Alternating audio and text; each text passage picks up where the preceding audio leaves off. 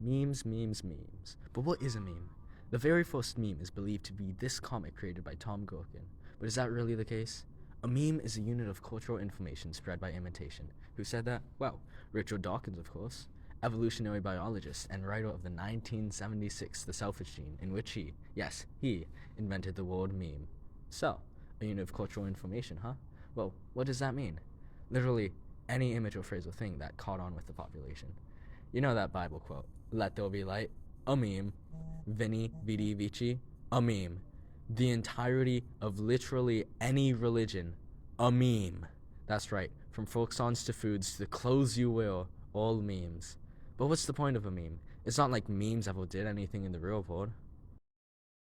During the conquest of the Americas, the Europeans were very keen on one special meme. I'm sure you've all probably heard of it. I'm talking, of course, about God. You see, the Europeans were fond of the idea of God and used it everywhere as a way to support their missions and bring them hope. Ever heard of the catchphrase, "God, God, and glory"? Well, that's what historians use to describe the motives of European imperialism. Christopher Columbus himself, the pioneer of European overseas exploration, though not the first to discover America, was the first introduction to America that many Catholics and Europeans got. In his letter, published to thousands of aspiring imperialists, he, in the opening sentence of his letter, mentions the Lord's name right then and there. But that was 500 years ago, and now God's too mainstream. I know religion is one thing, but how do modern memes affect society? You see, we live in a new age, and we have the internet. We're making memes at a rate never before seen. Are you saying these memes will have the same impact as those did back in 1400? Well, yes, actually. But to explain that, we're going to have to tell you a little story. February 23rd, 2010. Atsuko Sato was taking pictures of a cute dog of hers. You may have seen this dog before. Her name is Kabosu. A lot of people started to fall in love with this dog. Pictures of this dog started circulating all around Reddit and 4chan, whatever other forums ancient internet people used. The pictures featured Comic Sans text and a caption with the word Doge.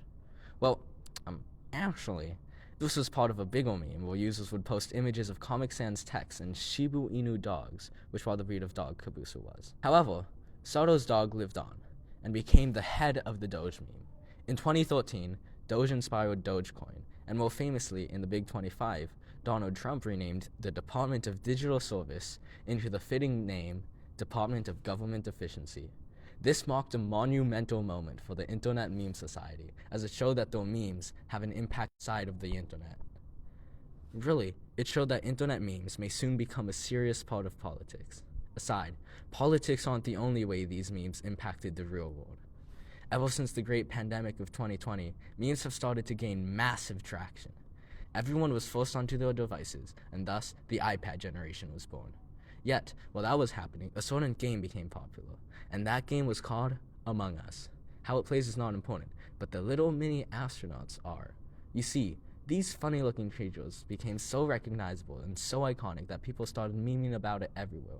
This drawing, Among Us. This fire alarm, Among Us. This picture of a microscopic organism called the Trichoplax adherens that has nothing to do with Among Us, Among Us.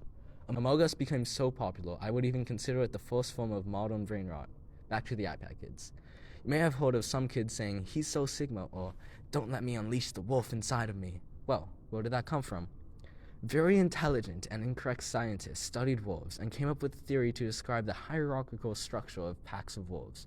They came up with a system of alpha and beta wolves. The alpha would be the leader of the pack, and the betas would be the followers of the pack. The alpha was seen as strong and dominant, an attraction to all the ladies, and the beta was seen as a weakling who depended on the alpha for survival. Memes sought to extend these concepts to men, with the very originally named alpha and beta males. These memes flowed a lot, usually as slanders to depict one group as superior to other groups. Eventually, memes of this archetype grew and grew to include all types of characters, like faces, dogs, and the Wojak people. The Wojaks were depictions of many relatable personalities that were used in many meme templates to connect with human emotions. One such Wojak was meant to depict the alpha of the group. His name was Chad. I'm sure you've all heard of Chad, and all the muscles that come with him. This is Giga Chad, an even chattier version of Chad. He became so mainstream that people eventually wanted more. So, they started thinking outside the box. People began theorizing about another wolf variety. A wolf that lived outside the pack. That's right, the Sigma, the lone wolf, the one, the only. Everyone wanted to be a Sigma. Inspired by the theories of wolves and the Wolf of Wall Street, the Sigma grindset was born. It was the true hustler's dream. Give up on all social expenses and work on self-improvement. Become the best person you could be. No more while the age of alpha males, Sigma males, while where it was at. The Sigma grindset became so popular, partially due to a certain Romanian podcaster who was obsessed with the idea of hustling. The founder of Hustlers University, none other than the controversial Andrew Tate. Among his misogynistic perception of the term masculinity, Tate drove the idea of being a Sigma far enough to reach the next generation. Generation Alpha, the iPad kids. What happens when an entire generation of children is exposed to new memes every day as they grow up and their brains develop? Perhaps the love of memes is an evolutionary concept. Perhaps, like with religion, humans need a common basis that they can connect with and grow up to. Perhaps the new internet memes will have the same monumental impact on the course of history as religion did. After all, religions were the OG memes, and as brain rot grows and grows, and the world is more interconnected than ever before through memes, the future is arriving. Already is internet culture making its way into politics, as did many cultures before us. The key difference is that internet culture is global. Memes have always existed. Memes have connected and divided people. The driving force behind colonization, innovation, and exploration. Memes have allowed us to break boundaries.